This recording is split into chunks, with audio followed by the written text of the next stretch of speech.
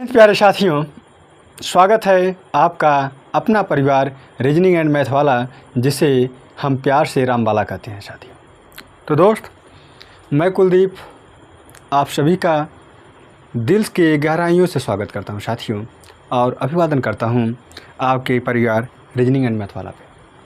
तो साथियों, आज आपका एक नया टॉपिक है और उस टॉपिक का नाम है अनुपात एवं समानुपात। अनुपात और समानुपात का जन्म कैसे होता है, जिसे इंग्लिश में रेशियो एंड प्रोपोर्शन बोलते हैं।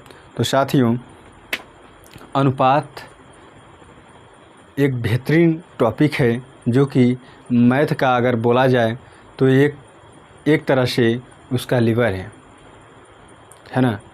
मतलब ये जो रेशियो है, यह अधिकतर टॉपिक्स जैसे आपका परसेंटेज हो गया, या फिर आपका क्रय विक्रय हो गया, या फिर आपका साधारण ब्याज हो गया, चक्रवृद्धि ब्याज हो गया, या फिर आप मेंसुरेशन में भी लगाते हैं तो रेशियो का यूज़ वहाँ पर हर जगह कहीं न कहीं मिल ही जाता है।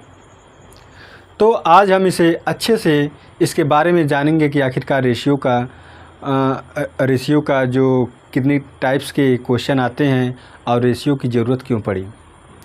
इंसान जब किसी से कंपेयर करना स्टार्ट किया, जब इंसान धरती पे आए और अपने सैलरी को किसी को ना बताएं, क्यों ना बताएं? अगर बताएंगे तो चोरी कर लेगा, तो उसे एक दूसरे अंदाज में कि बता दें, वहीं पर जन्म होता है रेशियो और परसेंटेज का। ठीक है, तो जब किसी से तुलना करते हैं वहीं पे रेशियो का जन्म होता है। जैसे अगर कोई कह दे कि मेरी जो आय है या आयु है वह तुम्हारी आयु से 2 गुनी है, 3 गुनी है, 3/4 है, तिहाई है ना, तो वहीं पे जन्म होता है अनुपात का। तो साथियों, आज मैं इसी पर चर्चा करेंगे कि रेशियो से जो अलग अलग टाइप्स के आते हैं अनुपात समानुपात, उसमें पहला आपका आता है विलोमानुपात। विलोमानुपात क्या होता है कि अगर कोई संख्या है वह कुछ इस तरह अनुपात में है तो इसका विलोमानुपात हो जाएगा 1/A रेशियो 1/B। विलोमा अर्थात विलोम जो होता है उसका उल्टा होता है। ठीक है, उसी को बोलते हैं विलोमानुपात या व्युत्क्रमानुपाती। ठीक है, तो देखो, A है तो A का 1/A हो गया, B है तो 1/B हो गया। तो इसे क्या बोलते हैं? विलोमानुपाती। या फिर इसे अगर सॉल्व करेंगे आप तो आएगा B/A। ठीक है, चलो, विलोमा समानुपात कैसे होता है? तो कुछ इस तरह होता है। इसके बाद आता है आपका जटिल समानुपात, या जिसे हम कंपाउंड रेशियो बोलते हैं साथियों। तो कंपाउंड रेशियो को ही मिश्रित अनुपात भी बोलते हैं। तो इन सब चीज़ों को आप ध्यान दीजिएगा कि जटिल अनुपात, जिसे क्या कहते हैं? जटिल अनुपात इसी को बोलते हैं या तो मिश्रित अनुपात। इंग्लिश होता है कंपाउंड, COMPOUND, कंपाउंड रेशियो। ठीक है, स्पेलिंग शायद थोड़ा चेक कर लेना। ठीक है, तो कंपाउंड रेशियो क्या होता है, इसके बारे में जानना बहुत ज़रूरी है। तो नोट कीजिए कि 2 या 2 से अधिक क्या होता है? 2 या 2 से अधिक अनुपातों के पूर्व पदों के गुणनफल और उनके अंतिम पदों के गुणनफल के अनुपात को जटिल अनुपात या मिश्रित अनुपात कहते हैं साथियों। जैसे कि अगर दिया हो आपको A/B, C/D, E/F। ठीक है, तो अगर ये पूछे कि इसका जटिल अनुपात या फिर इसका मिश्रित अनुपात क्या होगा, तो हम क्या करते हैं, इसके पहले पद आपस में मल्टीप्लाई करेंगे। तो A/C/E अनुपात B/D/F होता है। तो ये होता है मेरे साथी जटिल अनुपात, यानी कि कंपाउंड रेशियो होता है। फिर उसके बाद आता है द्वितीय अनुपात, या फिर उसको बोलते हैं वर्गानुपात, या जिसे बोलते हैं डुप्लीकेट रेशियो। ठीक है। तो डुप्लीकेट रेशियो क्या होता है उसके बारे में जानना बहुत ज़रूरी है। इसे आप नोट कर लीजिए मेरे साथी, ठीक है। इसे आप नोट करेंगे तो धीरे धीरे आज आपको बताया जाएगा। इस टॉपिक का इंट्रो वीडियो है, ठीक है। तो मेरे साथी आपको हमने क्या बताया, विलोमानुपात, और फिर क्या बताया, जटिल या मिश्र अनुपात। इसके बाद आता है आपका द्विपाती अनुपात, या जिसे बोलते हैं वर्गानुपात, जिसे इंग्लिश में बोलते हैं डुप्लीकेट रेशियो। तो डुप्लीकेट रेशियो क्या होता है कि वहाँ पे 3 लोग आते हैं और उनके अगर रेशियो दिया हो तो उस रेशियो के वर्ग का रेशियो क्या होता है इसके बारे में, जैसे डुप्लीकेट रेशियो का, ठीक है।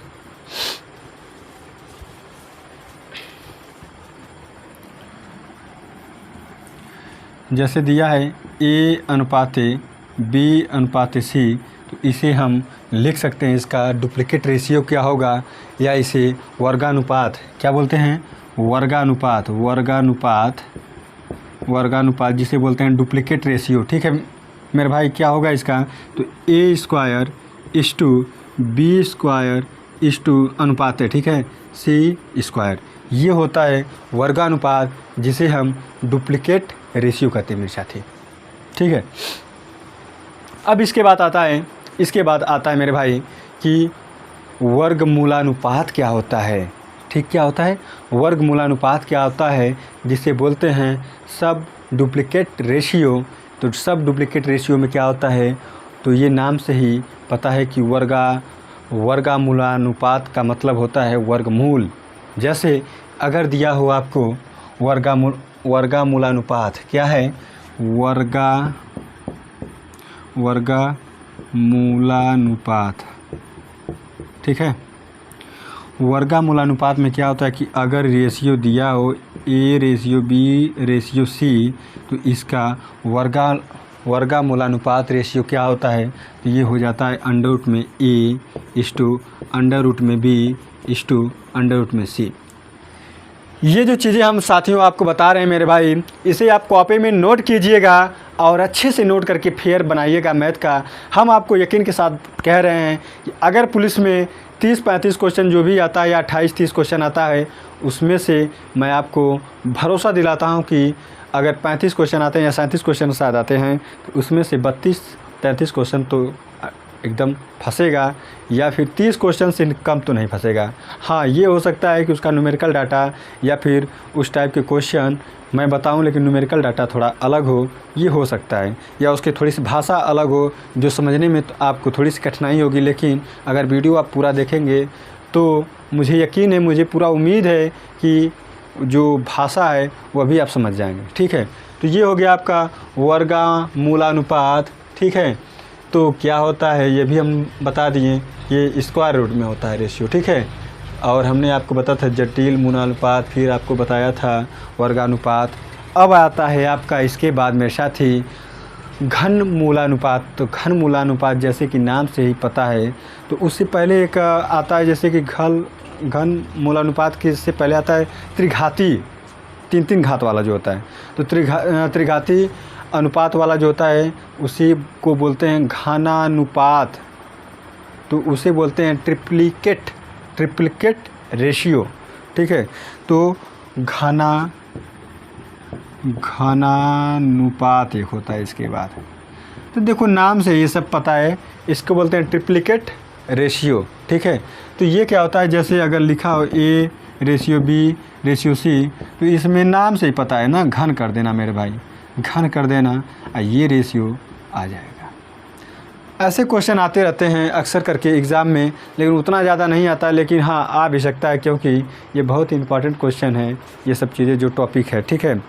अब साथ ही इसके बाद आता है जैसे कि नाम से वर्गानुपात के बाद वर्गमूलानुपात आया था, उसी तरह इसमें आएगा, इसमें घनानुपात के बाद आएगा घन मूलानुपात। तो घन मूलानुपात में क्या करेंगे, इन रेशियो का घन मूल लेंगे मेरे साथी। क्या लेंगे, घन मूल लेंगे। घन मूलानुपात में क्या लेंगे, तो A/B/C में क्या होगा, इसमें घन लेंगे, घन मूल लेंगे मेरे भाई, ठीक है। क्या लेंगे, घन मूल लेंगे इसमें।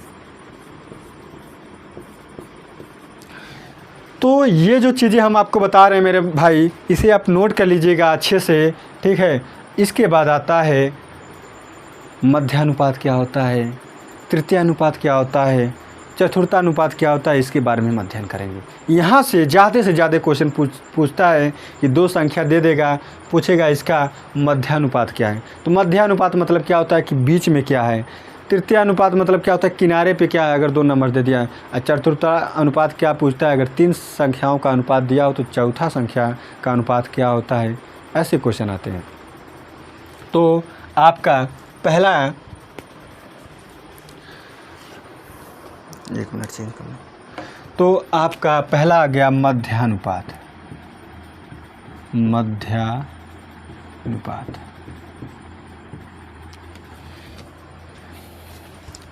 ये बहुत ही इम्पॉर्टेंट है मेरे साथी। जब दिया हो दो संख्याओं का रेशियो या दो संख्याएं दी हो और ये पूछे आपसे कि मध्यानुपात क्या हो, रेशियो ना दिया हो, दो संख्या दिया हो, जैसे मान लेते हैं रेशियो में गड़बड़ हो जाएगा, ठीक है। और ये पूछे कि ए और बी का मध्यानुपात है ना क्या होता है, या फिर ये पूछे कि ए और बी का मध्य समानुपात क्या होता है, सॉरी समानुपात है ना, अरे यार सॉरी, थोड़ा सा म्यूट करना, इंग डाले हो तक मध्य समानुपात मेरे भाई, ठीक है, समानुपात मेरे भाई। घन मूलानुपात के बाद आता है आपका कि मध्य समानुपात क्या होता है, मीन प्रोपोर्शन क्या होता है, ठीक है। तो क्या होता है कि इसमें दो संख्याएं देगा प्रश्न में और ये पूछेगा कि इसका मध्य समानुपात क्या होगा। तो जब पूछे आपसे कि मध्य समानुपात क्या है, जैसे कि दो संख्याएं ए और बी दे दिया है और पूछे ए और बी का मध्य समानुपात क्या होगा, तो कुछ मत करना मेरे भाई, अंडर रूट में इनका मल्टीप्लाई कर देना, तो वही निकल जाएगा, आपका मध्य समानुपात निकल जाएगा, ठीक है। अब इसके बाद आता है तृतीयानुपात, है ना, तृतीयानुपात या तृतीया समानुपात क्या होता है, इसके बारे में। तो ये इसमें भी दो संख्याएं होती हैं, लेकिन तीसरी हम मानते हैं, ठीक है। जैसे अगर दिया हो ए बी सी और डी, है ना,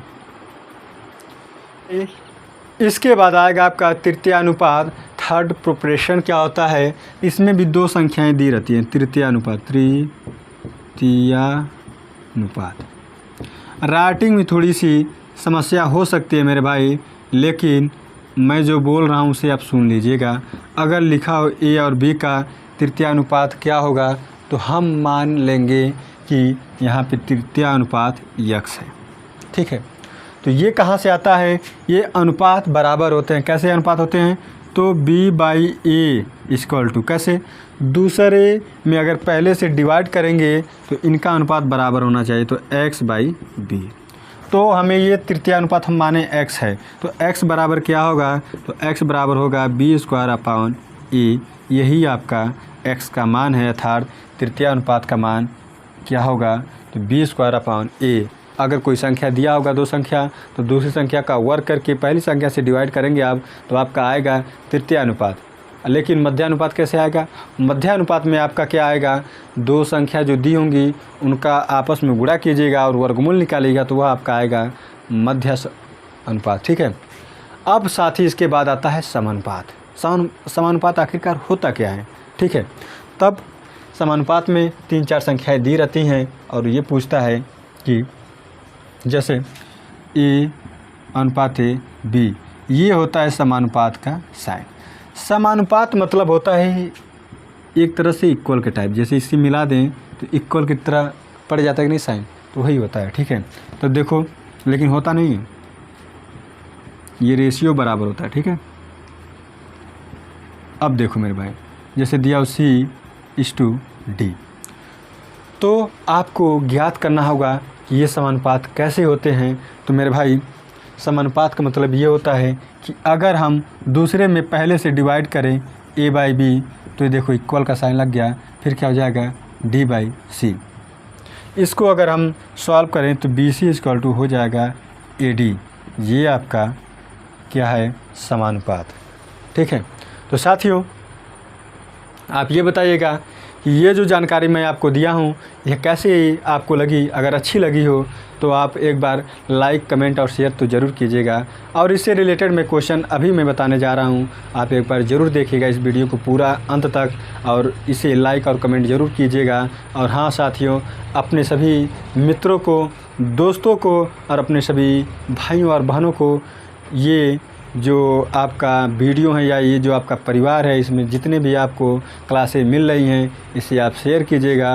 उनको बता दीजिएगा कि अगर पुलिस का या फिर रेलवे ग्रुप डी का या SSC GD का जो भी प्रतियोगी परीक्षाएं हैं, वनडे एग्ज़ाम की, अगर उसकी तैयारी करनी हो और उसमें खासकर मैथ और रीजनिंग की, तो आप इस परिवार को ज्वाइन कीजिए। तो ज्वाइन करने का एक आसान तरीका है, आप उस चैनल पे जाइएगा, उसे सब्सक्राइब कीजिएगा, बेल आइकन को दबा दीजिएगा। ठीक है, जैसे कि बेल आइकन से आपको ये होगा कि आपको नोटिफिकेशन मिलता रहेगा, जो क्लासें मैं डालूँगा आपको वह आपके पास पहुंच जाया करेगा। ठीक है साथियों, तो देखते हैं क्वेश्चन किस टाइप्स के और कैसे कैसे आते हैं। तो अभी 5 भाग, यदि x का 3/5 भाग, ठीक है, y के 4/9 भाग के बराबर है, तो सीधा सा ये है कि x तो y अगर इसके 4/9 का, तो ये जो है आपस में बराबर है। तो पूछा है x और y का अनुपात क्या होगा। तो मेरे भाई इसे आप सॉल्व कीजिएगा। पहले क्या करना कि इस नंबर को उठा के यहाँ पे मल्टीप्लाई करना और इसको उठाकर यहाँ पे करना। ठीक है, तो कैसे होगा, x × 3 × 9 = y × 4 × 5। इतनी बातें आप शायद आती होंगी या आपको पता होगा। ठीक है, तो मेरे भाई देखो x गुणे ये क्या हो गया 27 बराबर y × 20। अब x अनुपात y पूछा है, तो इसका मतलब होता है x/y। तो x अब बटे क्या हो गया y। ठीक है, y को हम नीचे लाए हैं। जो संख्याएं बराबर के या इक्वल टू के दूसरे साइड मल्टीप्लाई करती हैं, वह संख्या अगर इक्वल के दूसरे साइड अगर ट्रांसफ़र करेंगे इसको इधर, तो ये यहाँ पे डिवाइड करेगा। ठीक है, अगर यहाँ पे मल्टीप्लाई कर रहा है तो डिवाइड करेगा, अगर यहाँ पे डिवाइड कर रहा है तो आकर यहाँ पर मल्टीप्लाई करेगा। जैसे कि यहाँ पे दिया था, देखो ये संख्या जो था 9 यहाँ पे डिवाइड कर रहा था ना, ये जाके इस वाले संख्या में मल्टीप्लाई कर दिया है। ये संख्या यहाँ पे डिवाइड कर रहा था तो बराबर के दूसरे साइड जाके इस वाले संख्या में मल्टीप्लाई कर दिया है। तो ये जो संबंध है, ये जो रिलेशन है, ये आपको पता होना चाहिए। और ये जो आपको ये सूचनाएं, ये जानकारी आपको शायद प्राथमिक विद्यालय में पता हो चुका होगा। ठीक है, वहाँ पे ये सब चीज़ें मिल जाती हैं। तो मेरे भाई देखो अब बचा क्या, इस साइड तो 20 ऐसे बचा है, नीचे आ जाएगा 27।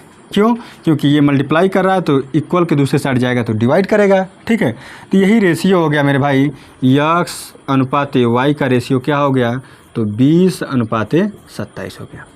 ये आपका आंसर हो गया मेरे भाई।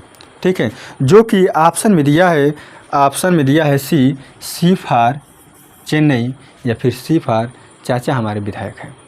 तो जो भी हैं, विधायक हों या सांसद हो, जो भी हों, लेकिन मेरे भाई चाचा आपके दरोगा हों या आप दरोगा हों, इसके लिए आपको रीजनिंग एंड मैथ वाला जो परिवार है उससे जुड़ना पड़ेगा और ये जो सवाल है इसे करना पड़ेगा मेरे भाई। ठीक है, तो अगर आप पढ़ेंगे लिखेंगे तो आप जो अंधेरे में जो आपका ज्ञान है वह अंधेरे से प्रकाश में आएगा, तो आपको सब चीज़ें दिखाई देंगी। आपको पुलिस भी दिखाई देगा, तो आपको दरोगा भी दिखाई देगा।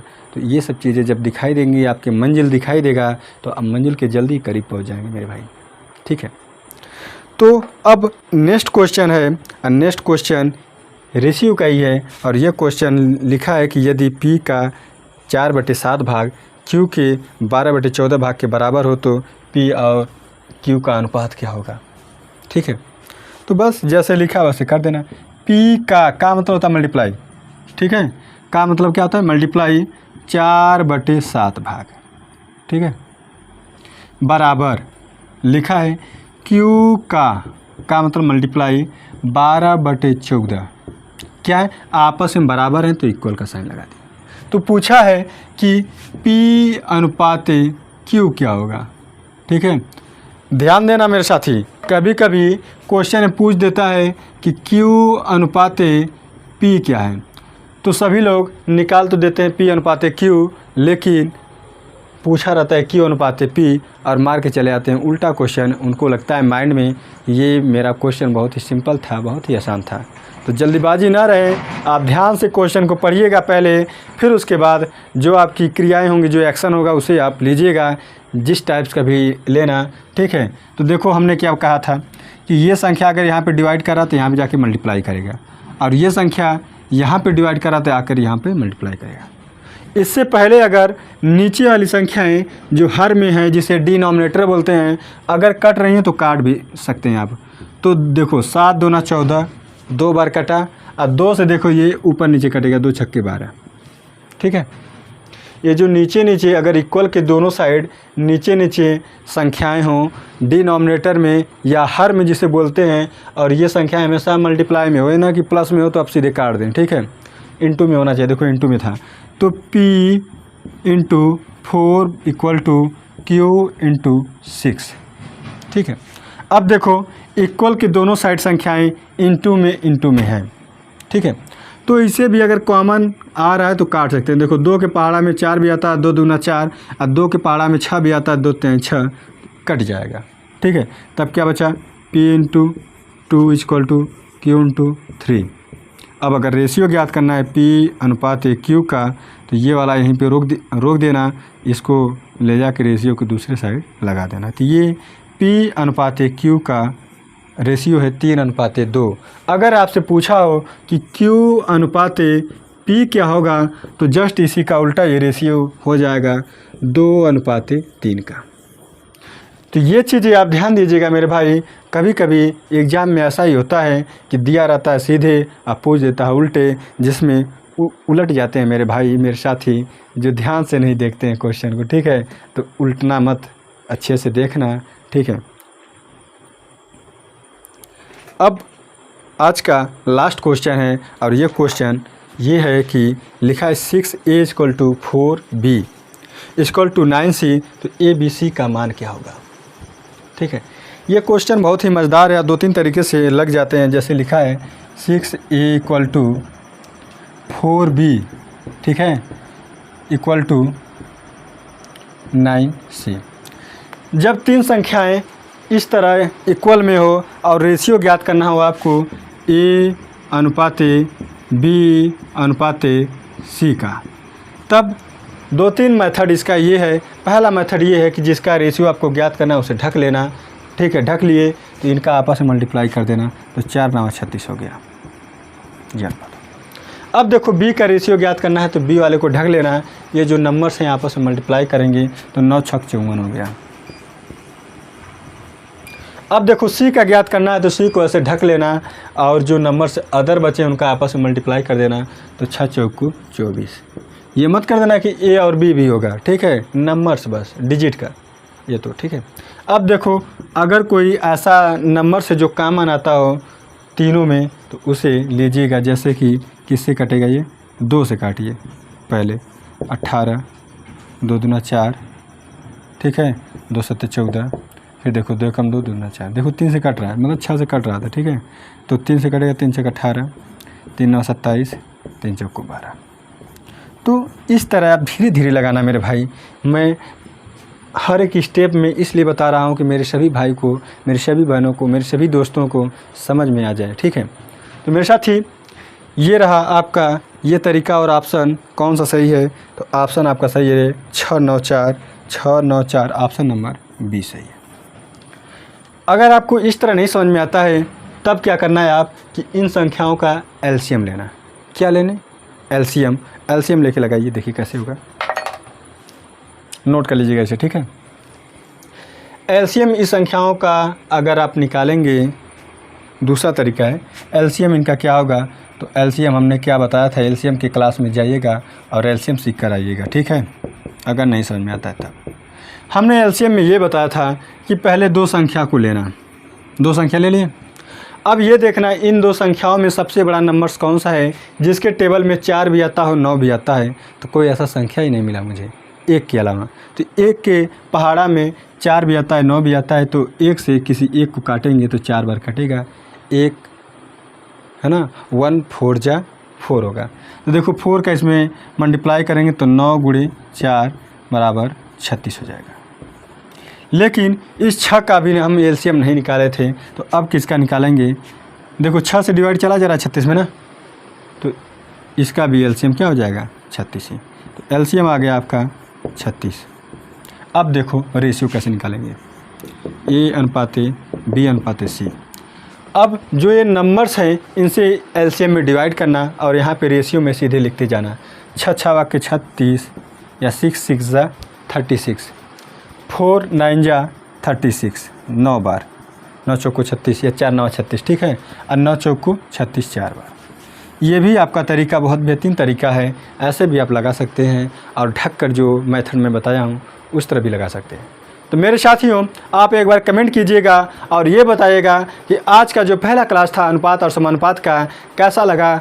अगर आपको समझ में आया हो तो लाइक कीजिएगा, कमेंट कीजिएगा। अगर नहीं समझ में आया है तब भी कमेंट करके ये बताइएगा कि मुझे कहाँ पर नहीं समझ में आया, क्या चीज़ नहीं समझ में आया, या पूरी क्लास ही नहीं समझ में आया तब भी बताना। अगर समझ में आ जाए तब भी आप बताइएगा। और आपसे एक गुजारिश है कि आप इस वीडियो को लाइक कीजिएगा। अगर आपको अच्छा लगा हो तो इसे शेयर ज़रूर कीजिएगा मेरे भाई, जो कि वीडियो आपके सभी भाइयों को मिल जाए। तो दोस्तों आज के लिए बस इतना ही, कल फिर मिलेंगे इसी टॉपिक से अच्छे क्वेश्चन के साथ। तो धन्यवाद मेरे भाइयों।